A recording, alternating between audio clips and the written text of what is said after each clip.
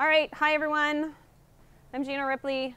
I teach 6th grade over at Sierra View. You know Google Slides is something that looks like this, where you kids stand up in the front and they stare at the screen and they read words, and everybody gets bored and tuned out after a while because that's all they hear. And that is awful and boring. And so today we are going to smell something that looks something more like student engagement. So I am going to show you 8, count them 8, projects that you can make with Google Slides that is not a boring presentation, so that we can all have a breath of fresh air when it comes to Google. This slide is the I do, you do. Go ahead and give it a click. It'll take you to this template. I put everything in as templates, so you can click through the templates or use this template. It will make a copy for you. You now own it. It's now yours. You're welcome. So this slideshow is what I do with my students at the very beginning of the school year before I have even given them an assignment. This walks them through all of the fun tools that are within Google Slides that they're going to need to know in order to do successful projects for me during the school year. These skills will help them forever. So take the hour that it'll probably take your class to get through this slideshow. You don't have to do it all in one sitting. You can break it up if you want to. So I just want to show you a little bit about it. First thing you want to talk about is copyright images. If you can see, the bird on the left has the copyright signs all over it. How many of you guys have presentations that your kids put in the pictures with the big X on it? You need to have that conversation with your kids about what is appropriate pictures that they can use and how to correctly cite them. So what I have my kids do is I just have them copy down the link of the picture that they've used in the note section underneath the slideshow. The second thing that you want to talk about is the kind of pictures that they drag and drop over from Google. We'll be doing projects today where the transparency is going to be needed. So you're going to talk about the difference between a JPEG and a PNG. Have them add an image here. This is teaching them how to order the layers. So if I want to put the stick into my hand, go ahead and click. Oh, I'm in present mode. Hang on. There we go. You would click on it's me in the front. So right click, order, send to back. Right click, order, send to back. And now the stick is now in the front. I can then move it to be placed into my hand. So ordering your slides, layering and ordering. On slide 6, we want to make this now a group. So if I click the marshmallow and I hold down the shift key and I click on myself, now do you see how both items are selected? They have the blue squares around them. Now if I right click and go to group, I can now move this around and it stays as a group. I can also shrink it by pulling on the corner. Oh, there we go. And I can move it around. It's going to stay together. Oh, I got to reorder that. Okay, so it's a I do, you do situation where you're going to show the kids how to walk through each of these steps, and then they're going to do it with you. If you want to use mine Bitmoji, go ahead. If you want to drop yours in, even more fun. Talk about sizing pictures. How many of your kids drag it like that and then it's all distorted, right? So teach them to drag from the outside corners. So if you grab that little circle on the top of the picture, you can rotate him left and right. You can make him wave at you. But what I want to do is I want to make the bear look like he's coming out from behind the tree. So if I click on the bear and then click on the cropping tool up here on the top bar, everybody see the crop tool up there at the top? If I click on the crop tool, I can pull these black bars over to crop out parts of the picture. So I want to crop out his booty, and now it looks like he's climbing out from behind the tree. These are the tools that the kids don't know exist unless you actually point them out, okay? So I want to take just this circle and put it over here onto the tree trunk. So again, the cropping tool has this drop-down arrow. Do you see right next door up here, there's that arrow that does the drop-down?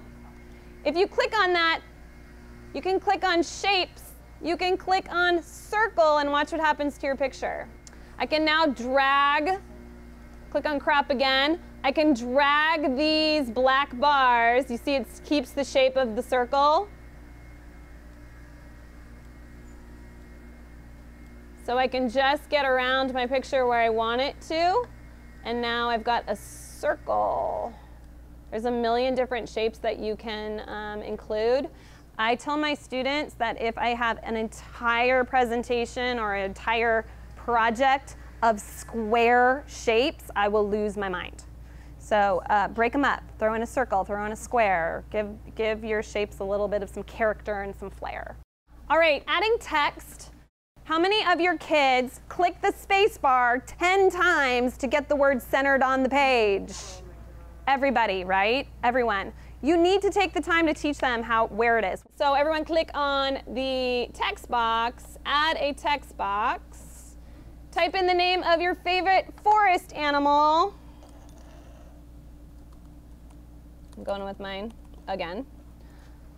Show them how to change the font, show them how to change the size, show them how to change bolding, italics, underline, change the color. I'm going to make it bigger so you can see it. Okay, so the famous center button. Align. Center it to the text box. The other one that you can also show them, this one means send it to the top of your text box, send it to the middle of your text box, or send it to the bottom of your text box. So there's two different ways you can align within the align button. So I'm going to pick those two. Now here's the hidden one that not everybody knows about. I can align this text box to the center of the slide by right-clicking, going center of the page, and you can put it either on the horizontal center or the vertical center. So again, click on the text box, right-click, center on page, horizontal. Now it's exactly horizontal on your slide, and if you then do vertical, it's smack dab in the middle of your slide. Slide 13 is where you're going to show them the different kinds of ways you can add text besides the text bar. So you can also insert a shape, and there are call-outs. Call-outs are kind of like the comic books, right? So you can type inside of them. It's the same thing. So give them time to type inside some shapes. You can also type inside circles and all the rest of them. Any of the shapes can turn into text tools. All right, the next one is word art. Word art is on the insert word art. Insert word art, everybody good? All right, go ahead and type in anything, your name, whatever. Summer.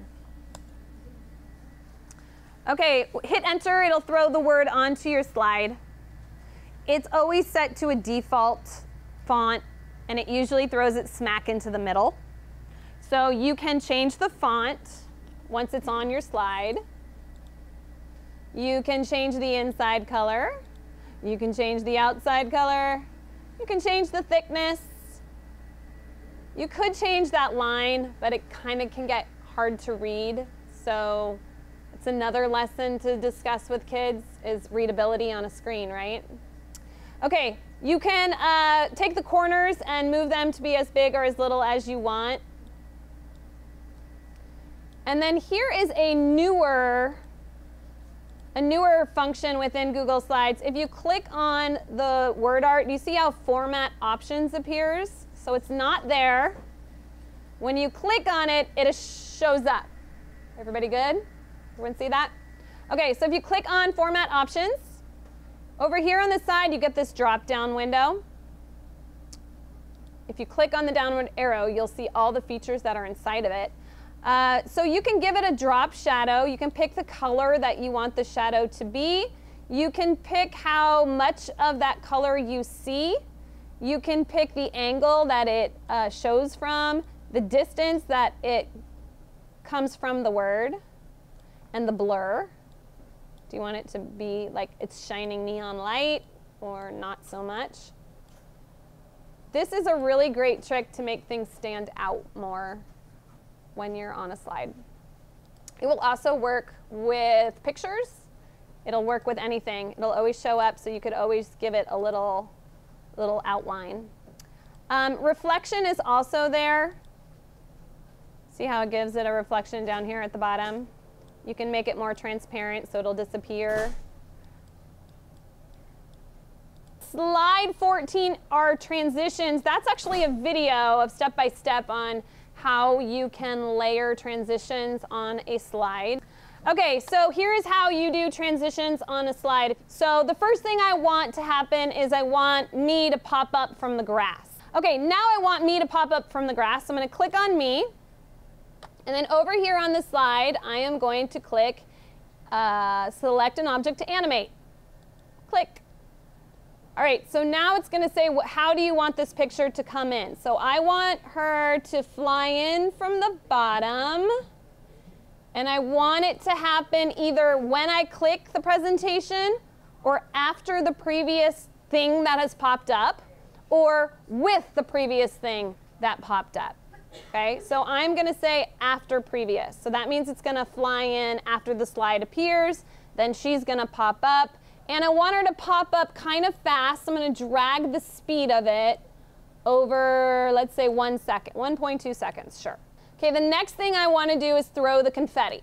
So I'm going to click on the confetti and now click animate this object.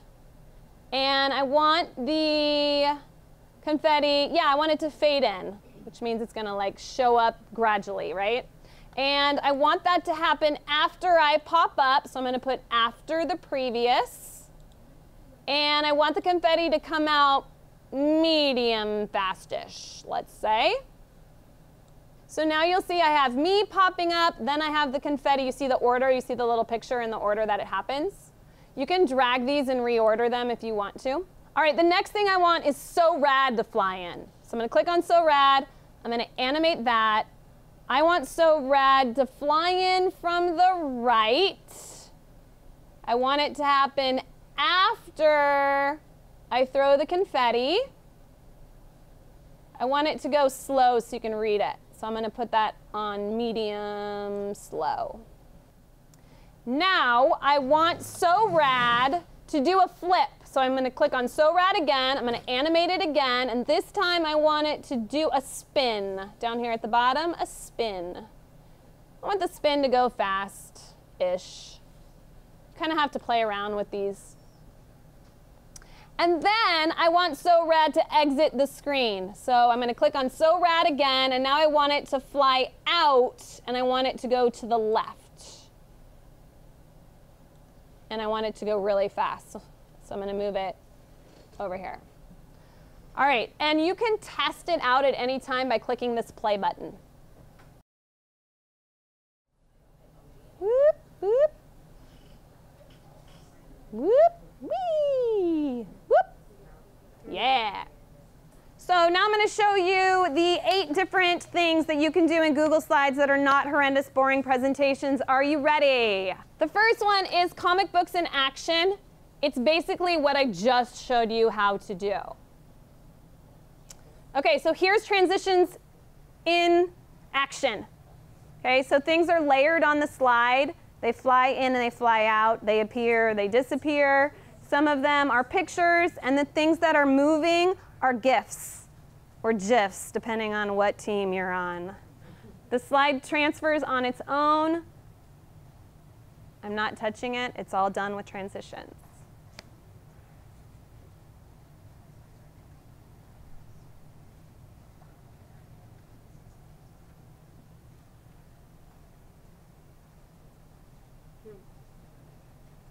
Okay, so here are the steps for setting up a comic in action. We're going to have this student storyboard. We're going to have them pick a background, insert their pictures and text, add the transitions, and then share it. When I do this project, you can incorporate any standard, any standard. It could just be writing. It could be story narrative. It could be tell me how a volcano erupts. It could be the life cycle of a turtle. It could be a million things, as long as they've incorporated it into their story in some way along the process and show you that they know what they're talking about. Okay, so the first step is going to be storyboarding. I've given you slide examples. There's templates that you can just click on. They're PDFs. You can just print them, hand them out to students. This really, really, really helps them in the planning process, and it will make your project move a lot faster if you have them do some pre-writing. The backgrounds can be set in two different ways. The one on the left, here's the actual drawing that was done by a student in my classroom, and we just held it up in front of your camera, and we took a snapshot. So we did insert, picture, snapshot, we held it up. Like, honestly, if I uncropped that, you would see her fingers holding the picture as she took the picture. Your other option is dragging and dropping pictures from the internet. All right, images, we kind of talked about this already. The images have to be transparent, otherwise you see that crazy border around it and it gets in the way. GIFs will work. Things that move will work. GIF. Again, it needs to be transparent. You want to get rid of that outside layer so that it makes it look more appealing. Teach them the order of layering. Teach them grouping. Teach them how to center. Teach them the text and the word. There's the transitions we just did. And then have them share their learning on your Google Classroom page or through a URL so that everybody can see them. You can have students comment on them. They're fun. The next one over is just a classic comic book. So this is a template. It's on the page for you. It opens up blank. And you literally drag and drop pictures and use the cropping tool to make the pictures look like they're not just all squares, right? So if you'll see on slide 2, those are just pictures that were used the cropping tool so that it cut off a corner and made them work. Drop in some text boxes to put in your writing. And you can have kids make a classic comic book. The pictures are done using LunaPic. LunaPic is an online free website that you do not need to register for. So you literally click on this link right here. You upload a picture up here in the corner. Hopefully I have an appropriate one on my desktop right now. Let's see, what do I have? Oh, here, we'll use my picture. Okay, so you click the picture that you want to use, and then up here on the top, under Art and Effects, there's a million different ways you can change the picture. But if you go under Art, and then you go to Fairy, Art, Fairy, you'll see that it will put a filter over your picture. There it goes. And you'll see it's kind of crazy. That's kind of too much, right? So obviously, look, I have wrinkles on my forehead. That is not okay. So if you take this adjusted bar right here and you pull it back, you'll see it kind of go away until you get it where you want it to be. Man, those wrinkles are staying on this photo. When you get it to where you want it to be, all you have to do is click in the middle of the picture and drag it and drop it. And now it's on your slide. So there's no saving. If you have Chromebooks, you just drag and drop. Cool, right? Show that to your kids. They will run wild with it. Okay, so the template is down here. It's blank. You just share this with your class. Use the template. You'll see it basically tells you exactly where to type what things and where to drag and drop the pictures. I've had students use this and change the template. There is nothing wrong with that. They can put in a circle if they want a circle or a rectangle if they want a rectangle. But it will definitely help them get going in the right direction. Questions about comic book? Awesome. Okay. Fictional social media. This is mostly for those of you who teach in the older grades. Otherwise, the littles don't really know what it is.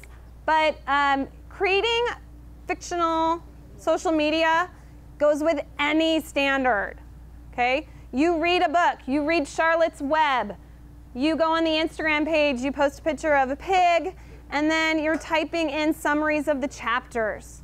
you post a picture of a turtle and you're talking about the bios of the blah, blah, blah, blah, blah, right? So you can make this go with any standard that you're teaching. The kids love it. They're all templates, drag and drop. The Twitter one is really great if you're doing people, social studies, scientists, authors. And then you just kind of have to think about, especially with history, it's one of my favorite things to do, because if you drop in George Washington, who's friends with George Washington? So it's not just one person. You kind of have to think about what their social media page would look like, okay?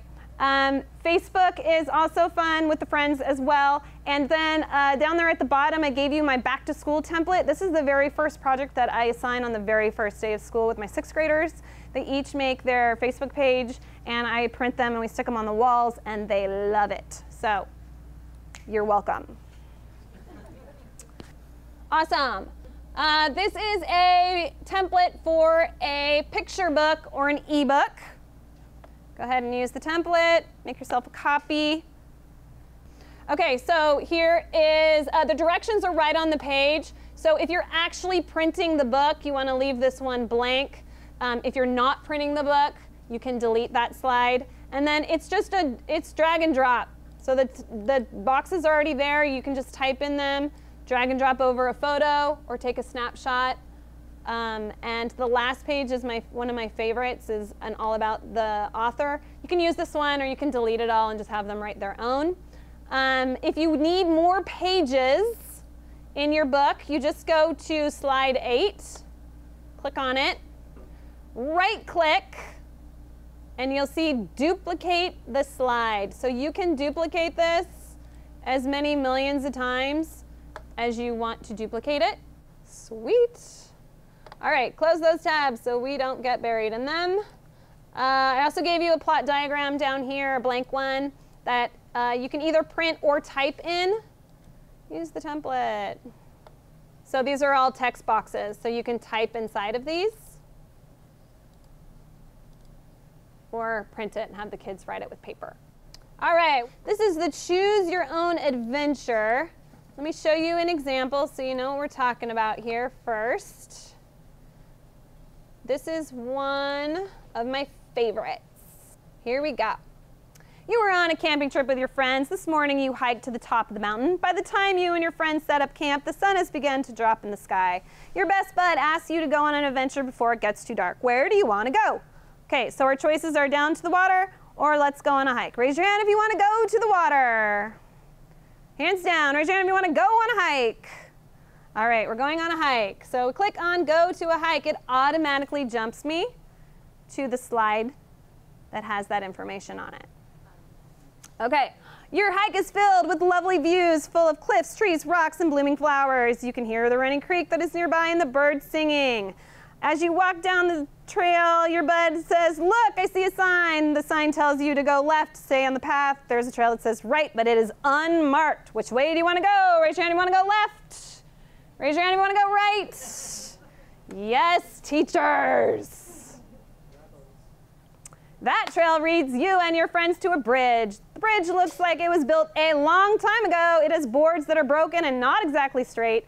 It looks as safe as a coiled up hissing snake. Insert a simile, my friends. The sound of creaking boards is heard every so often as the wind blows. The water under the bridge is rapidly rushing. Should you brave it and cross the bridge or turn around and go back to camp? Raise your hand if you want to cross the bridge.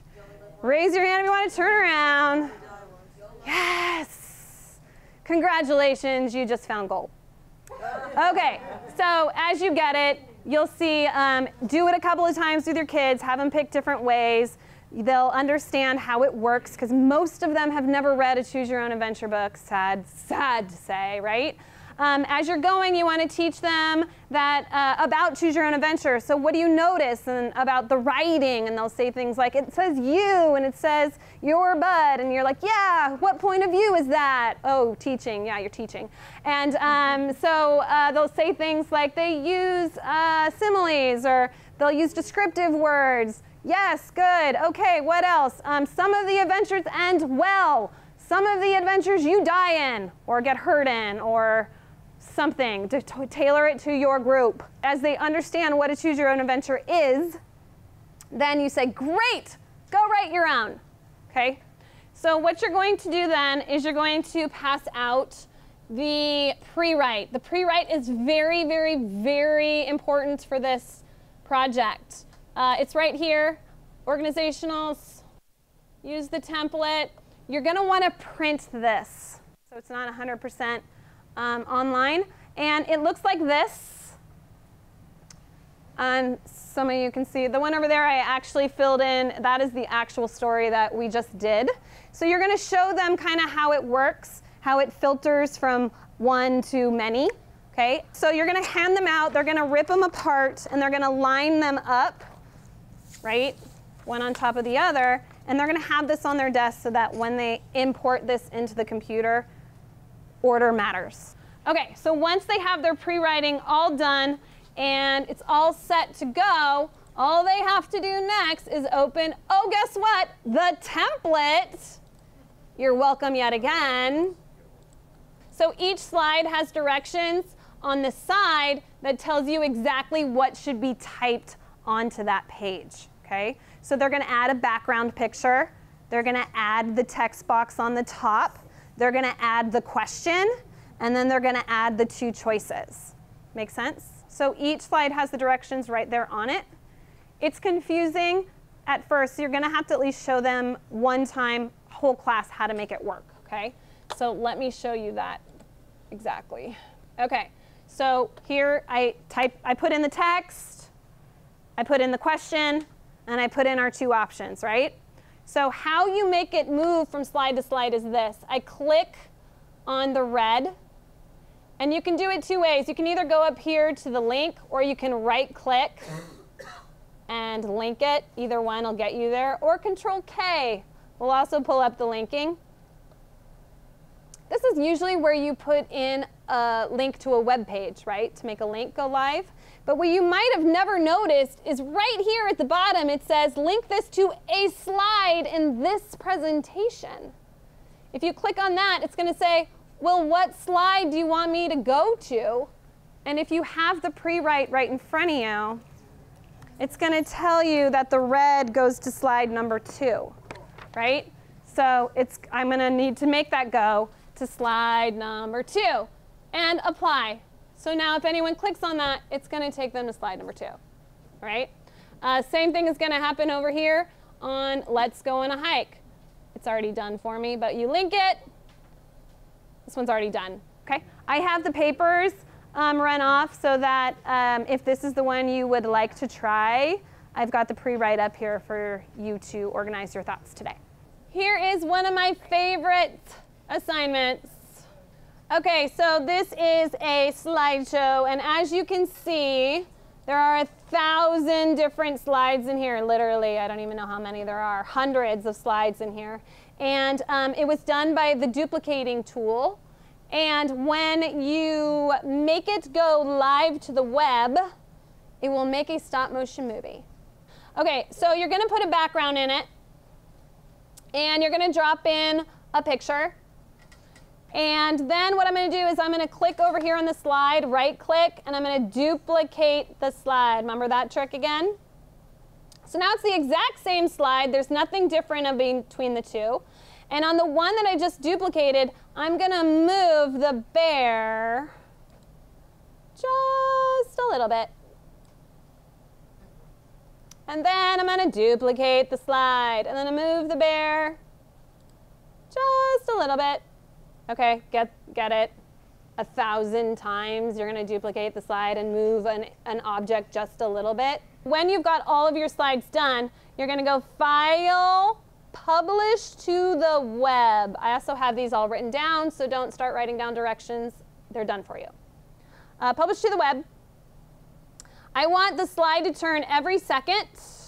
I want it to start as soon as it loads. And you'll see that there is now this ginormous URL right here. So I'm going to copy this URL. And I'm going to paste it down here in the speaker notes on the bottom. So what this is, let me move this up so you can see it. This in the back here tells the computer how fast to turn the slides. So right now it's telling the computer, this means every second it's going to turn the slide. Well, I want it to go fast, right? Because it's like those old school flip books.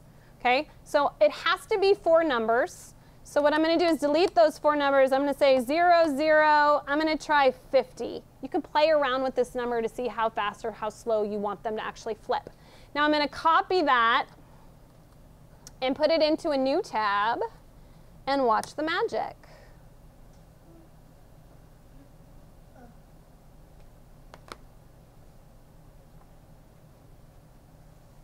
It's all done with cropping. It's all done with the cropping tool and just moving things a little bit at a time, okay? My kids read A Wrinkle in Time. I told them to pick their favorite scene from the book and animate it. They ran crazy, rampant with it. I had Mrs. What's-It as a cat and crazy, crazy, crazy assignments. They loved it.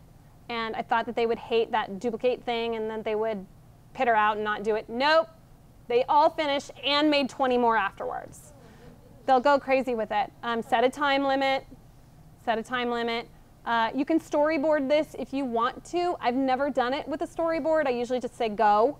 Sometimes them finding pictures will inspire them to make their story go a different direction. So be okay with change. Even if you do a storyboard, if they find something else and they're searching, like a picture that they just are dying to use, let them use it, right? So today you get to choose something and make a something. Yeah, and I'm here all day. So if you have questions, if you get stuck, if you want me to tell you how cool your project looks, I'm really good at that. I can do that for you too.